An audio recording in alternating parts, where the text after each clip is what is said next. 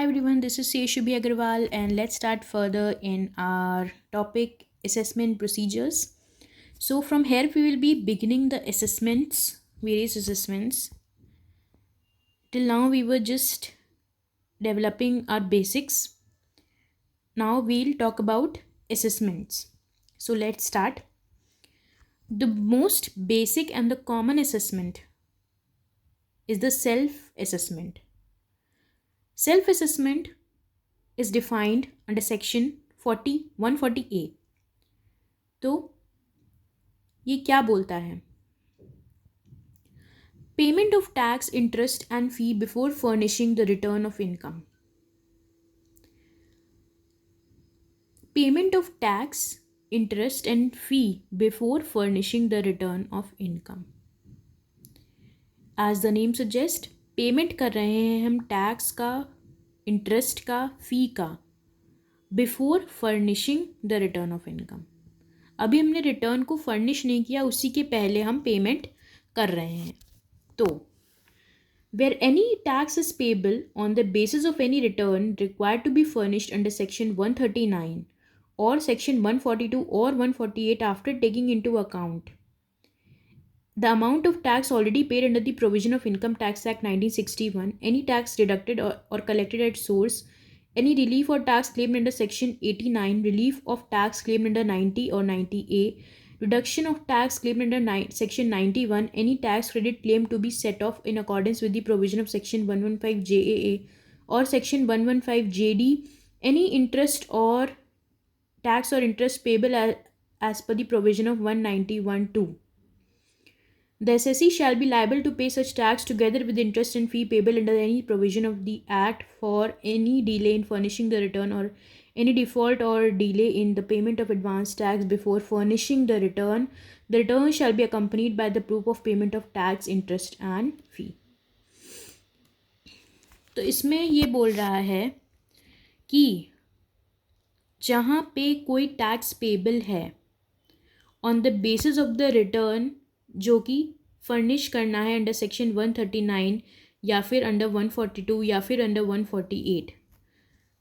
और इसमें हम क्या क्या इंक्लूड कर चुके हैं?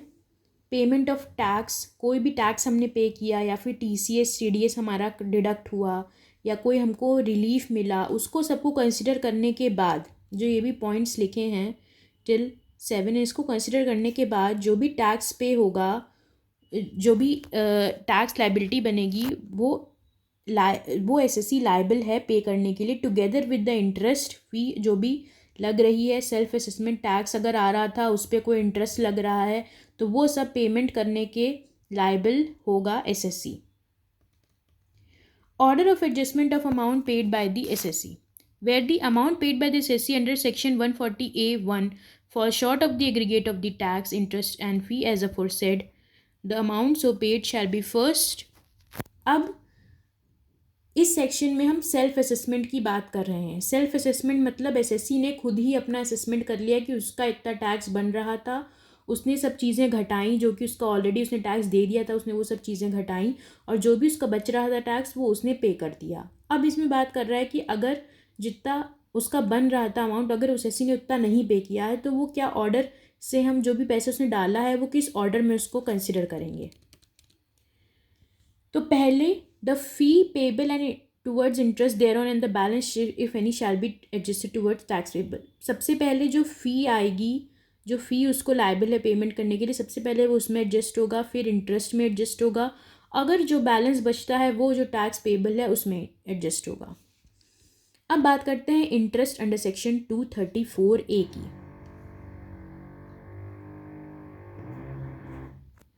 For the above purpose, interest payable under section 234A shall be computed on the amount of tax on the total income as declared in the return as reduced by the amount of advance tax paid if any tax collected or deducted or collected at source, any relief of tax claimed under 89, relief of tax claimed under 90A, any tax credit claimed to be set off in accordance with the provision of section 115JA or 115JD. तो जो भी interest बन रहा है 234A के under वो compute होगा on the amount of tax on the total income, और उसमें से हम क्या रिड्यूस करेंगे अमाउंट ऑफ टैक्स में से, जो भी एडवांस टैक्स हमने पे कर दिया है, एनी टैक्स डिडक्टेड और कलेक्टेड और सोर्स वो रिड्यूस हो जाएगा। Any relief of tax claim under 89 वो रिड्यूस हो जाएगा। Relief of tax claim under 90 वो रिड्यूस हो जाएगा। Deduction of tax claim under 91 वो हट जाएगा। Any tax credit claim to be set off in accordance with the provision of section 115 J and 115 J D वो हट जाएगा। अब आते हैं interest under section 234B। Interest payable under section 234B shall be computed on the assessed tax और on the amount by which advance tax fall short of the assessed tax. तो 234 जो interest है वो किस पे कैलकुलेट होगा, जितना assessed tax है, जितना टैक्स असेस्ड हुआ। एसेस टैक्स का मतलब होता है tax on total income declared in the return as reduced by. पहले हम एसेस टैक्स का मीनिंग समझ लेते हैं। एसेस टैक्स का मतलब होता है कि टोटल इनकम में से हमने क्या क्या घटा दिया, the amount of tax deducted और collected at source, the relief of tax claimed under 90, 90A, 89, deduction of tax claimed under 91, any tax credit claim to be set off in accordance with the provision of section 115JA और 115JD। तो ये सब घटाने के बाद जो भी हमारा टैक्स आता है उसको हम बोलते हैं एसेस्ड टैक्स। तो 234 किस पे कंप्यूट होगा, एसेस्ड टैक्स पे, या फिर amount by which advance tax paid fall short of assessed tax. Advance tax हमने कम पे किया, एसेस्ड टैक्स ज़्यादा था, तो जो भी डिफरेंस होगा उस अमाउंट पे हमें 234B देना पड़ेगा। अब self assessment tax deem to have been paid towards regular assessment or assessment under 153A। After regular assessment under section 143 or 144 or an assessment under section 153 has been made, any amount paid under section 140A shall be deemed to have been paid towards regular assessment or assessment। तो इसमें ये बोल रहा है, अभी हम ये आगे देखेंगे 143, 144 ये सब क्या होते हैं। तो after regular assessment under section 143, 144 or assessment under section 153A has been made, any amount paid under section 140A shall be deemed to have been paid towards regular assessment or assessment। तो ये regular assessment में deem to be paid आ जाता है। अब consequences of failure to पे tax interest और फ़ी। अब क्या कॉन्सिक्वेंसेज होते हैं for failure to pay the tax interest और फ़ी। अगर हमने टैक्स नहीं पे किया, इंटरेस्ट नहीं पे किया, फ़ी नहीं पे की, तो क्या कॉन्सिक्वेंसेज हो सकते हैं। If any assessee fails to pay the whole or any part of the tax or interest or fees, he shall be deemed to be an assessee in default. उसको एसेसी इन डिफ़ॉल्ट मान लिया जाएगा in respect of such tax or interest or fees remaining unpaid. जितनी उसकी tax या interest या fees जो भी उसने नहीं पे किया उसके ऊपर उसको एसेसी इन डिफ़ॉल्ट मान लिया जाएगा and all the provisions will apply accordingly. तो एसेसी इन डिफ़ॉल्ट के प्रोविजंस फिर उस पर लग जाएंगे। जो एसेसी इन डिफ़ॉल्ट को सहना पड़ता है उसको भी सहना पड़ेगा इन केस वो नहीं पे करता है। अब आ जाते हैं सेक्शन 142 में, that is inquiry before assessment. अब जो असेसमेंट होता है हमारा 143 में, स्क्रूटिनी असेसमेंट जो होता है, उसके पहले होती है inquiry. Inquiry before assessment cover होता है सेक्शन 142 में। तो issue of notice to any person for making assessment 142(1)। अब ऐसे तो असेसमेंट करने देगा असेसिंग ऑफिसर, पहले वो नोटिस भेजेगा एसएससी को कि हाँ अब हम आपका असेसमेंट करना चाह रहे हैं। तो ये सेक्शन उसके बारे में बात करता है। For the purpose of making an assessment, the assessing officer may serve on any person who has made a return under section 139 or in whose case the time allowed under section 139(1) for furnishing the return has expired, a notice under section 142। तो the assessing officer may serve on any person, किसी भी person में वो सर्व कर सकता है जिसने return भरा हो 139 में और उसके केस में time allowed under 139 for furnishing the return has expired, या फिर जिसने नहीं भरा हो उसका टाइम ख़त्म हो गया और रिटर्न भरने का, उस केस में भी। The purpose for such notice shall be served as depicted in the following diagram. तो ये notice under section 142। To furnish a return of his income or income of any other person in respect of which he is assessable under the Act, in case where a person has not filed return within the time specified under Section 139 or before the end of the relevant assessment year. To produce or cause to be produced such accounts or documents as the AO may require. तो ये कुछ reasons हैं जिसकी वजह से notice issue हो सकता है. AO shall not require production of any accounts relating to period more than 3 years prior to the previous year. To furnish in writing information on such points or matters, including a statement of all assets and liabilities of the SSC, whether included in the accounts or not, as the AO may require. Previous approval of JC to be obtained for requiring SSC to furnish statement of all assets and liabilities not included in the accounts. तो ये हो गए 3. पहला, to furnish a return of income. अगर किसी ने return नहीं furnish किया तो उसके केस में नोटिस इशू हो सकती है. या फिर to produce or cause to be produce such accounts or documents, अगर कोई उसको डॉक्यूमेंट्स या अकाउंट्स चाहिए होते हैं तो. या फिर to furnish in writing information or such other points or matters all the assets and liabilities of the SSC whether included in accounts or not as AO में रिक्वायर.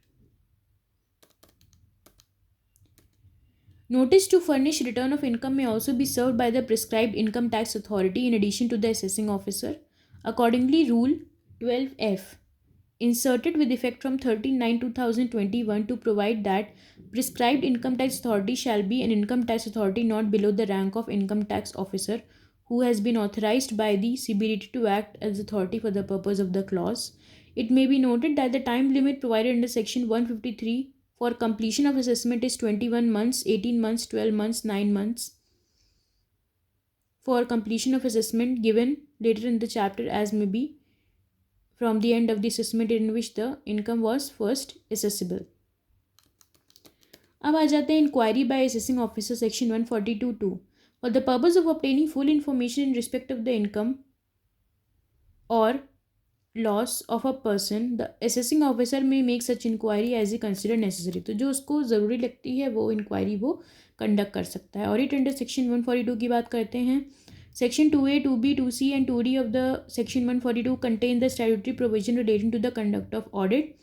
तो section 2A, 2B, 2C, 2D में आ जाते हैं statutory provision relating to the conduct of audit. Students may note that the audit emphasized under the provision is different from the compulsory audit under 44AB. अब ये 44AB से different audit है.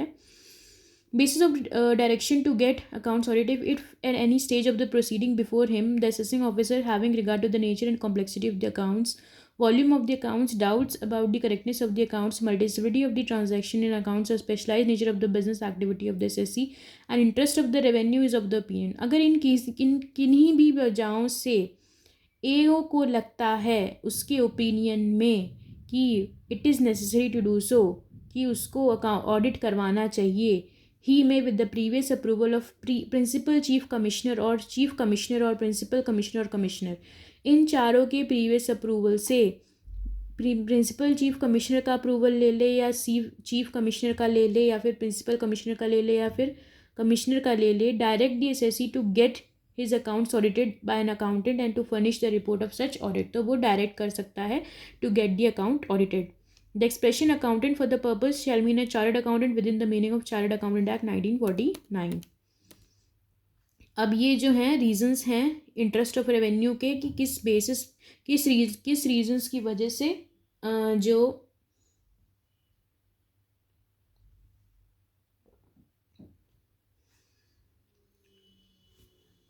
किन reasons की वजह से हमारा जो ऑडिट है वो करवाया जा सकता है.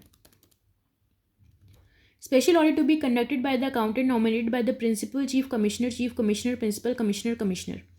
अब स्पेशल ऑडिट की बात करते हैं. The accountant by whom the audit should be carried out would be nominated by the principal chief commissioner or chief commissioner, principal commissioner or commissioner of income tax specifically for the purpose, and the auditor is required to furnish the report of audit in the prescribed form duly signed and verified by him and setting forth such other particulars as may be prescribed and also giving details in regard to such additional particulars as the AO may require in respect of such individual case. The report of auditor should be furnished in Form 6B prescribed under Rule 14A of the Income Tax Rules 1962. The accountant appointed for carrying out the audit becomes liable to carry out the requirement of the audit as directed by the assessing officer and its principal, chief commissioner or chief commissioner, principal commissioner or commissioner, and not the assessee who would be client for the purpose. तो special audit conduct करवा सकते हैं जो कि conduct होगा एक accountant के through, और वो अकाउंटेंट जो है वो नॉमिनेट किया जाएगा, प्रिंसिपल चीफ कमिश्नर उसको नॉमिनेट कर सकता है, चीफ कमिश्नर, प्रिंसिपल कमिश्नर या कमिश्नर, और उसको उसी फॉर्मेट स्पेसिफाइड फॉर्मेट में अपनी ऑडिट रिपोर्ट देगी जो कि स्पेसिफाइड है. Opportunity of being heard to be given before issuing directions of special audit. अब ये तो सब केसेस में होता है कि पहले एक अपॉर्चुनिटी ऑफ हर्ड दिया जाता है, उनको सुनने का मौका दिया जाता है, उनको कहने का मौका दिया जाता है जो अपना कुछ कहना चाहते हैं, और उनकी बातें सुनी जाती हैं, उसके बाद ही कोई डायरेक्शंस दिए जाते हैं. तो the supreme court in Rajesh Kumar and ores versus DCIT observe that the order under section 142(2A is a quasi-judicial order. Therefore, the principles of natural justice have to be applied and the SSC has to be given an opportunity of being heard before directing the special audit.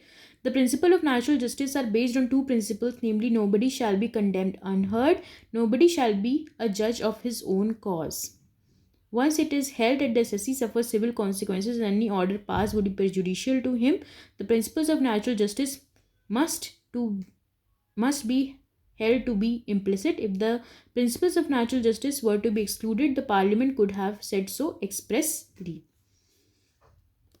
Accordingly, to give effect to the observation of Supreme Court, it has been provided that the assessing officer is required to give the SSC an opportunity of being heard before issuing directions for special audit under section 142(2A. तो special audit conduct करने से अपने directions देने से पहले उसको जो भी SSC है उसको अपॉर्चुनिटी ऑफ बीइंग हर्ड मिलेगा. Special audit may be directed even if accounts are audited under any other law. अगर किसी और लॉ में भी अकाउंट्स ऑडिट हो रहे हैं तब भी स्पेशल ऑडिट कंडक्ट कराया जा सकता है. The assessing officer is empowered to direct the audit to be carried out in case any particular SSC, even if the accounts of SSC have been audited under any other law for the time being in force. किसी और law में अगर audit हो रहा है तब भी हम करवा सकते हैं ऑडिट अंडर स्पेशल ऑडिट. अब टाइम लिमिट क्या होती है? The report of the auditor after conducting the audit must be furnished to the AO by the SSC within a period specified by the assessing officer in this order. तो जो assessing officer अपने order में specify करेगा उस period के under जो है audit conduct report आ जानी चाहिए. The AO is however entitled CO मोटर or on receipt of an application made in this behalf by the SSC for any sufficient reason to extend the time limit by such further period or period as he deems fit. तो जो assessing officer है वो CO मोटो और receipt of an application made in this behalf by the SSC or any good or sufficient reason to extend the time limit by such further period or period is deemed fit. जो assessing officer है वो अपने आप से या फिर receipt of application, अगर उसको कोई एप्लीकेशन मिलती है तो on behalf of the SSC for any good और sufficient reason to extend the time limit for such further period or periods as he deems fit, तो वो पीरियड बढ़ा सकता है. Further, the aggregate of the period originally fixed and the period or periods so extended should not exceed 180 days. The aggregate of the period originally fixed and the period or periods so extended should not exceed 180 days.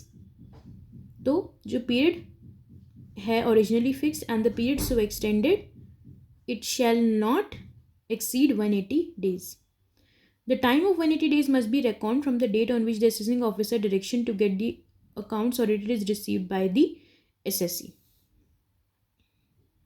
तो जो time of 180 days कब से शुरू होगा? On the date on which the assessing officer direction to get the accounts audited is receive by the SSC. जिस दिन SSC को direction मिलेंगे कि उसको अपने अकाउंट्स ऑडिटेड करवाने हैं उस दिन से 180 डेज का पीरियड शुरू हो जाएगा. Expenses of special audit to be paid by central government where the direction for special audit is issued by the AO. The expenses of and incidental to such special audit including remuneration of accountant shall be determined by the principal chief commissioner और chief commissioner or principal commissioner or commissioner in accordance with the prescribe guidelines the expenses so determined shall be paid by the central government. तो ये जो expenses होंगे ये central government पे करेगी। Rule 14B lays down the guidelines for the purposes of maintaining expenses for audit under Section 142(2)(a). The expenses of and incidental to audit, including the remuneration of the accountant, qualified assistant, semi-qualified, and other assistant who may be engaged in such accountant, shall not be less than 3,750 and not more than 7,500 for every hour of the period as specified in the assessing officer under 142(2)(c। तो ये जो है इनकी fees है, इससे ज़्यादा नहीं होनी चाहिए। Such period shall be specified in terms of number of hours required for completing the report. अब SSC to be given opportunity of being heard. The SSC should, however, be given opportunity of being heard in respect of the material gathered on the basis of an inquiry under 142(2) और any audit under 142(2)(a। इसके बारे में पहले भी बात कर चुके हैं। opportunity of heard दी जाएगी, मतलब कि जो भी SSC है उसको कहने का मौका दिया जाएगा, which is proposed to be utilized for the purposes of the assessment. If, however, the assessment is in the nature of best judgment assessment under 144, it is not obligatory for the assessing officer to give assessee an opportunity of being heard before passing the assessment order on the basis of the inquiry conducted under 142 or report of audit under 142(2)(a। तो अगर best judgement assessment that is section 144 में अगर assessment हो रहा है तो assessing officer को obligatory नहीं है कि वो opportunity of heard they on the basis of the assessment order on the basis of the inquiry conducted under 142(2) or report of audit under 142(2)(a. Consequences of failure to get this special audit done. In any case where the SSC is directed to get audit done and the SSC fails to do so, अगर SSC को कहा गया उसको audit कराना है और वो audit कराने से करा नहीं पाता, फेल कर जाता है, the AO is entitled to make a best judgment assessment under 144 in addition to imposing penalty or taking such steps as may be necessary under the law। तो जो assessing officer है वो 144 में best judgment assessment करवा सकता है और penalty impose करवा सकता है या और भी कुछ steps ले सकता है that will be necessary under the law। In case where the principal chief commissioner or chief commissioner or principal commissioner or commissioner issued instructions under section 142(2)(a nominating a chartered accountant for auditing the SSC's accounts, and through the concerned SSC was willing to produce the records, the concerned chartered accountant refused to audit the accounts, a question arose as to whether there was a failure on the SSC's part to comply with the direction under 142(2)(a and consequently the best judgment assessment could be made under 144(b).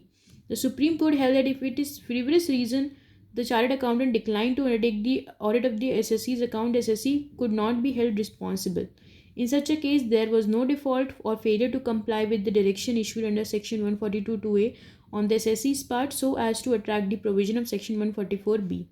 The best judgment made by the assessing officer was set aside with the directions to appoint another chartered accountant within 1 month to get the accounts audited. तो इस case में क्या हुआ कि chartered accountant ने मना कर दिया कि वो ऑडिट नहीं करेगा। अब इस केस में कोर्ट ने बोला कि एसएससी की कोई डिफ़ॉल्ट नहीं थी, इस केस में दूसरे चार्टर्ड अकाउंटेंट को अपॉइंट किया जाएगा और वो ऑडिट कंडक्ट करेगा। तो इस केस में बेस्ट जजमेंट असेसमेंट एप्लीकेबल नहीं होगा।